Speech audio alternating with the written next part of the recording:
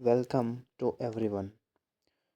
मैं विशाल गंगवाल, चयनित मध्य प्रदेश पटवारी, स्वागत करता हूं आपका अपने यूट्यूब चैनल मिस्टर विशाल SSE पर। तो आज के इस वीडियो में हम मध्य प्रदेश लोक सेवा आयोग द्वारा आयोजित विभिन्न परीक्षाएं जैसे राज्य सेवा, राज्य वन सेवा या अन्य परीक्षाएं जैसे असिस्टेंट प्रोफेसर वगैरह जितनी भी एग्ज़ाम MPPSC लेता है उसके प्रश्नों को देखने वाले हैं। और उस प्रश्नों की सीरीज़ को हम आज से ही शुरू कर रहे हैं, जिसमें सबसे पहले हम मध्य प्रदेश की जनजातियों वाला सेगमेंट ख़त्म करेंगे। उसमें मध्य प्रदेश की जनजातियों में जो सिलेबस रहता है वो आप अपने जिस भी एग्ज़ाम की तैयारी कर रहे हैं उसमें आप देख लेना। मैं एक बेसिक सिलेबस लेके चल रहा हूँ जो कि राज्य सेवा प्रारंभिक परीक्षा का होता है। सिविल सर्विस एग्ज़ाम जो MPPSC कंडक्ट करवाता है उसका है। ठीक है, तो उसका ये सिलेबस है, आप सामने देख सकते हैं पूरा। और ये पूरा सिलेबस है जो प्रमुख बिंदुओं में दे रखा है, 1 2 3 4 5 बिंदुओं में दे रखा है। अब इसमें हम सबसे पहला पॉइंट ये वाला, ठीक है, ये वाला हम आज उठाएंगे। आज इसको हम पूरा कंप्लीट करेंगे। इसके जितने भी क्वेश्चन प्रीवियस ईयर में आए हैं वो हम देखने वाले हैं। ठीक है, तो हमने अपना पहला टॉपिक या उठा लिया है यहाँ से, जिसका नाम है मध्य प्रदेश में जनजातियों का भौगोलिक विस्तार, जियोग्राफिकल एक्सपेंशन एंड जनजातियों से संबंधित संवैधानिक प्रावधान, constitutional provision related to tribes. ये वाला सेगमेंट हम उठा रहे हैं। ठीक है, तो आगे बढ़ते हैं। अब इसमें हम क्वेश्चन वाइज देखते जाएंगे कि कौन सा क्वेश्चन आया है, किस एग्ज़ाम में आया है। ठीक है, तो हमारा आज का पहला प्रश्न है कि निम्नलिखित में से वर्ष 2011 की जनगणना के अनुसार, सेंसस 2012 वाला पूछा है, मध्य प्रदेश में अनुसूचित जनजाति यानी कि ST की जनसंख्या का प्रतिशत पूछा है, यानी कि ST का परसेंट पूछा है 2011 के अनुसार। ठीक है, तो संपूर्ण मध्य प्रदेश की जो जनसंख्या है ना, उसका जो जनजाति जनसंख्या है वो कितना प्रतिशत, ये हमारा प्रश्न है। तो इसका उत्तर हो जाएगा C। ठीक है, जो कि मैं आपको बता दूं कि मध्य प्रदेश की जो जनजाति है उनकी 2011 की जनगणना के अनुसार जनसंख्या है 15, 31, 67, 84। ऐसे ही याद करना। ये मध्य प्रदेश की कुल जनसंख्या का 21.1% या 21.09% है। ठीक है, तो ये हो गया आज का हमारा पहला प्रश्न। आगे बढ़ते हैं दूसरे प्रश्न की ओर। तो हमारा दूसरा प्रश्न है कि मध्य प्रदेश में कुल कितनी अनुसूचित जनजातियाँ यानी कि कुल कितनी ST निवास करती हैं। अब इसने डायरेक्ट क्वेश्चन पूछा है और ऑप्शन में कौन सा दे रखा है, 46। ठीक है, 4 ऑप्शन है, उसमें से जो अपना आंसर रहेगा वो 46 रहेगा। चूँकि 2011 की जनगणना के अनुसार एक्चुअल में मध्य प्रदेश में कुल 43 जनजातियाँ निवास करती है। कितनी, 43। तो 2008 यानी कि 1 जनवरी 2008 को 3 जनजाति कीर, मीणा और पारधी को मध्य प्रदेश की 46 जनजातियों में से हटा दिया गया था। चूँकि बस्ती 43, लेकिन 43 ऑप्शन में है नहीं, तो हमको क्या लगाना पड़ेगा, 46। ठीक है, तो ये क्वेश्चन है। ठीक है, अगला क्वेश्चन देखते हैं। तीसरा प्रश्न हमारा है, और एग्ज़ाम आप देखते जाना, उसमें जो भी पीछे करके आप देख लेना कि कौन से एग्ज़ाम में पूछा गया था, या मैं ही बता देता हूँ कौन से एग्ज़ाम में पूछा गया था। ये वाला क्वेश्चन है असिस्टेंट रजिस्ट्रार एग्ज़ाम में आया था। ठीक है, 2022। और इससे पहला वाला जो प्रश्न है वो असिस्टेंट प्रोफेसर एग्ज़ाम 2025 में पूछा गया था। ठीक है, ये अपडेटेड सीरीज़ है बिल्कुल, और इसकी PDF भी आपको मिल जाएगी। उसके लिए आप टेलीग्राम चैनल ज्वाइन कर लेना, जो कि लिंक डिस्क्रिप्शन में मिल जाएगी इस वीडियो के। तीसरा प्रश्न हमारा है कि मध्य प्रदेश में वर्ष 2003 में अनुसूचित जनजाति सूची से किन 3 जातियों को विलोपित किया गया। अभी हमने देखा ये क्वेश्चन आया था पशु चिकित्सा विस्तार अधिकारी परीक्षा 2024 में। अभी हमने देखा था अभी थोड़ी देर पहले कीर मीणा पारधी, ठीक है, कीर मीणा पारधी, इसको जनजातियों की मुख्य सूची से अलग कर दिया गया था 8 जनवरी 2003 को। तो मध्य प्रदेश में अब 43 जनजाति रह गई। अगला क्वेश्चन हम देखते हैं, ठीक है।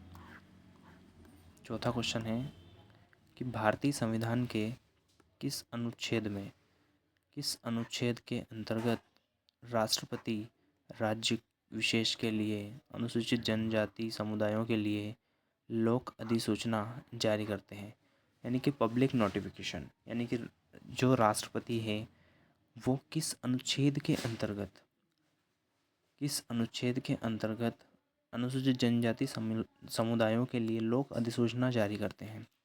तो आर्टिकल 342, वो आर्टिकल ये है, इसमें कहा गया है कि भारत का राष्ट्रपति संबंधित राज्य के जिस भी राज्य में अनुसूचित जनजाति समुदाय निवास करते हैं उस संबंधित राज्य के राज्यपाल से परामर्श करके लोक अधिसूचना पब्लिक नोटिफिकेशन के द्वारा जिस भी अनुसूचित जनजाति समुदाय को अनुसूचित जनजाति की सूची में शामिल करना है तो वो संबंधित राज्य के राज्यपाल से परामर्श करके अनुसूचित जनजाति की सूची में शामिल कर देता है, और ये एक ही बार करता है। उसके बाद इसमें से जोड़ना हटाने का काम संसद करती है, जिसका वर्णन 342 के सब क्लॉज 2 में दे रखा है। ये प्रावधान 342 सब क्लॉज 1 में है। अगला क्वेश्चन देखते हैं।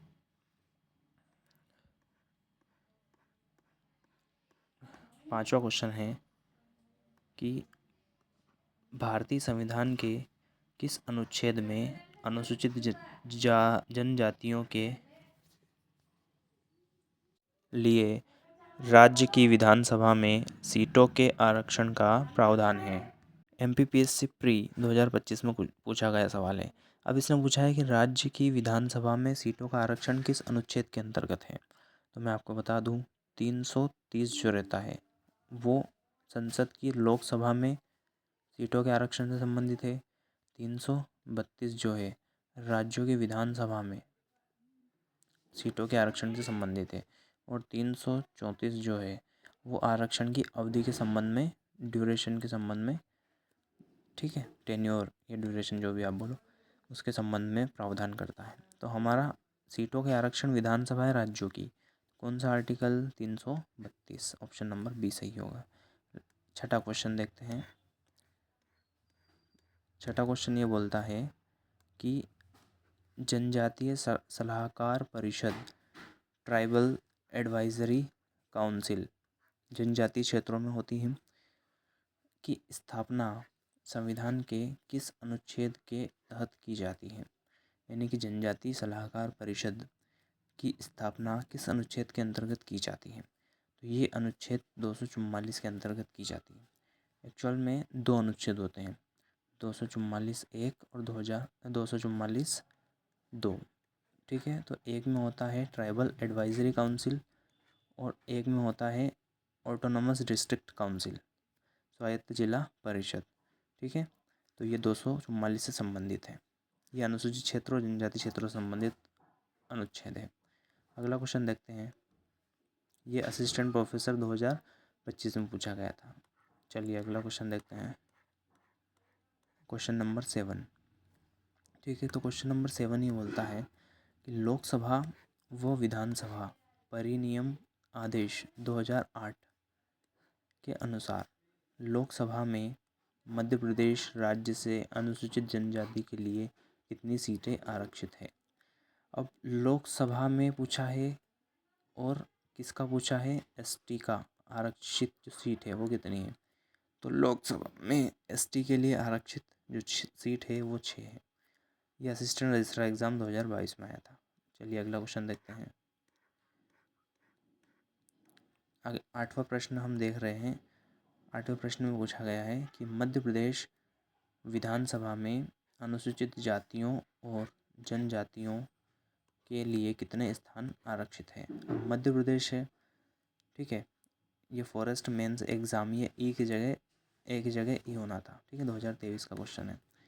ठीक है, तो मध्य प्रदेश की विधानसभा में एससी अनुसूचित जातियों और जनजातियों के लिए, एससी एसटी के लिए कितना आरक्षित स्थान है, ये वाला क्वेश्चन हमारा है। तो इसका ऑप्शन में देखना आप, उससे डायरेक्ट अच्छा है कि मैं आंसर ही बता दूं। तो ऑप्शन नंबर बी, यानी कि एससी के लिए 35 और एसटी के लिए 47। ठीक है, ये एसटी के लिए है और ये एससी के लिए है। ठीक, अगला क्वेश्चन हम देखते हैं, क्वेश्चन नंबर 9। क्वेश्चन नंबर 9 बोलता है कि मध्य प्रदेश में अनुसूचित जाति एवं अन्य परंपरागत वन निवासियों के वन अधिकारों की मान्यता के लिए कौन सा अधिनियम लागू किया गया है। ठीक है, तो वन की सुरक्षा के लिए कौन सा अधिनियम लागू किया गया है। तो वन अधिकार अधिनियम 2006, ऑप्शन नंबर जो बी है, ऑप्शन नंबर जो बी है, वन अधिकार अधिनियम 2006 लागू किया गया है। अगला क्वेश्चन देखते हैं। अगला क्वेश्चन है क्वेश्चन नंबर 10, MPPSC प्री 2008 में पूछा गया, 2018 में पूछा गया क्वेश्चन है। ठीक है, तो मध्य प्रदेश के किस जिले में जनजातीय जनसंख्या का सर्वाधिक प्रतिशत है। सर्वाधिक प्रतिशत जो पूछा है वो किस जिले में है, तो अलीराजपुर में। ठीक है, अलीराजपुर में है। अगर अगला क्वेश्चन देखते हैं 11वां। अगला क्वेश्चन है, तो अगला क्वेश्चन है कि अनुसूचित जनजाति वाला जिला कौन सा है, यानी कि सर्वाधिक अनुसूचित जनजाति वाला जिला कौन सा है, तो झाबुआ। इसमें लिखा गया विकल्प में अलीराजपुर न होने की वजह से झाबुआ को सही माना गया है। ठीक है, अगला क्वेश्चन देखते हैं, ये MPPSC प्री 2016 में आया था। अगला क्वेश्चन हम देखते हैं कि मध्य प्रदेश में वर्ष 2023-24 में कुल कितनी वृहद एवं मध्यम एकीकृत जनजातीय विकास परियोजनाएं अस्तित्व में है। 2023-24 का डेटा पूछा है, तो इसमें आएगा 31। ठीक है, अगला क्वेश्चन देखते हैं, 13वां क्वेश्चन देखते हैं कि मध्य प्रदेश की जनजातियों के संदर्भ में निम्नलिखित कथनों पर विचार कीजिए। ठीक है, तो क्वेश्चन में विचार करना है, तो उसके लिए 4 ऑप्शन दे रखे हैं।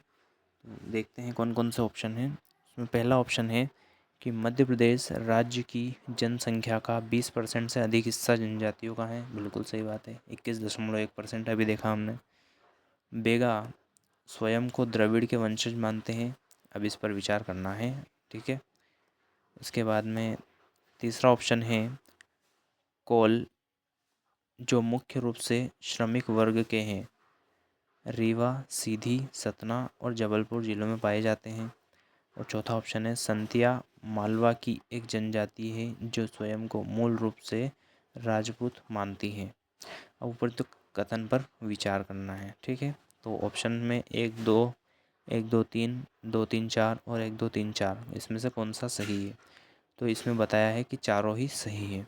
ठीक है, चारों ऑप्शन सही है। ठीक, कौन सा, चारों ऑप्शन सही है, ऑप्शन नंबर डी। ठीक, तो आज के लिए इतना ही।